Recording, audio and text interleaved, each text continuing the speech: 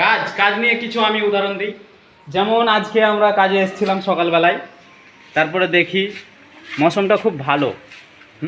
দিয়ে আমরা বালি ফালি তুলে এই যে একে দিয়ে বালি তোলালাম, ওকে দিয়ে সিমেন্ট তোলালাম, আমি কাটাকুটি করছিলাম, নিচেটা ঝাড় দিচ্ছিলাম। দেওয়ার পরে দেখি টিপির টিপির পানি লাগালো। দিয়ে আমরা এই সিমেন্ট দুটো দেখছেন, এই সিমেন্ট দুটো আমরা আবার ভরে দিলাম বালির উপর থেকে। বালির উপর থেকে ভরে দেখছি তো পানিটার মৌসুমটা খুব ভালো না। এই দেখতে পাচ্ছেন বৃষ্টির অবস্থা, বালিটা ঢাকা আছে। দেখুন মোবাইল ওয়াটারপ্রুফ আছে, আপনারা টেনশন নেন না, আপনাদেরকে ভালোভাবেই দেখাবো। মোবাইল খারাপ হয়ে যাক আমার। এই যে দেখুন পানির অবস্থা, ম্যাগের অবস্থা খুব খারাপ।